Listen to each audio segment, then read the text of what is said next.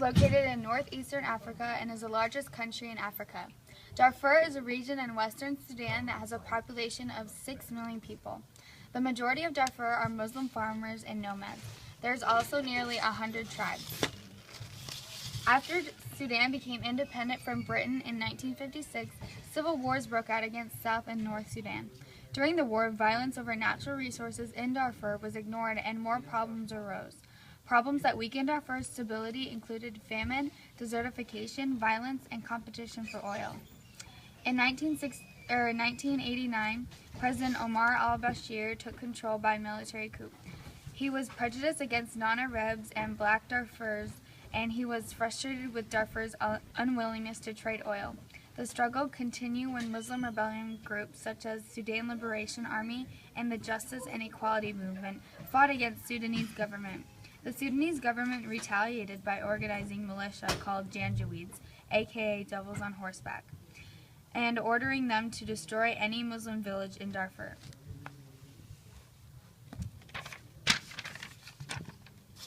The genocide officially began in 2003. The Janjaweed have destroyed around 400 villages and millions have fled as refugees to neighboring countries.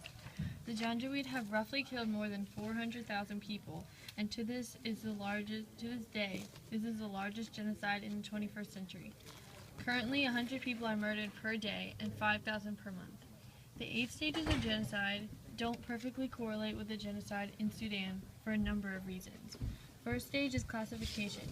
Sudanese people look down on Darfur because almost all of them are Muslim and farmers with a more traditional lifestyle. As this stereotype was mostly true, the people living in Darfur did nothing wrong to deserve a negative stereotype. Stage 2 is symbolism. The Janjaweed wore headpieces to hide their identity and usually rode horses. This appearance was a symbol for Muslims to be afraid of it, and it signaled to other Janjaweeds who was on which side. They also classified people in Darfur as dark-skinned. The third stage is dehumanization. There was never anything specific that happened to dehumanize Darfur, but when Bashir obviously viewed them as less than when he requested them to be slaughtered. He was willing to kill millions of people he hated to get natural resources. The fourth stage is organization, which is obvious when the Janjaweeds were organized to kill and carry out the genocide. They were given things like tanks and weapons that were all paid for by the government.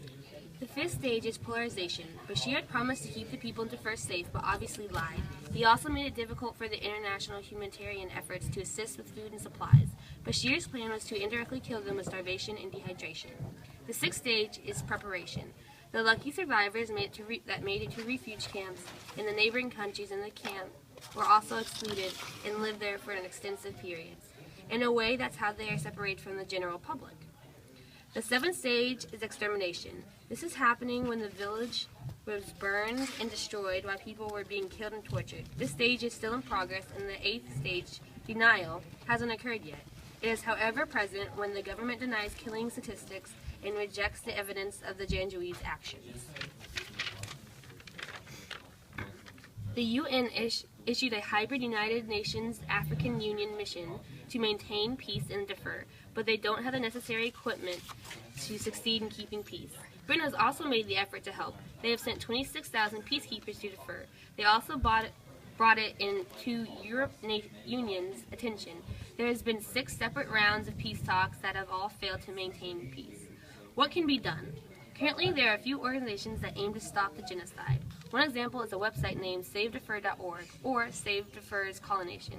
They have rallies, donate money to humanitarian aid, and draw the attention of the U.S. government to support the movement.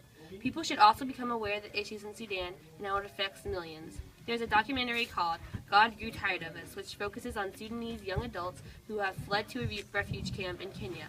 They are relocated to America to start a new life and get an education. It's a very informational documentary on how the genocide still affects people who have survived it.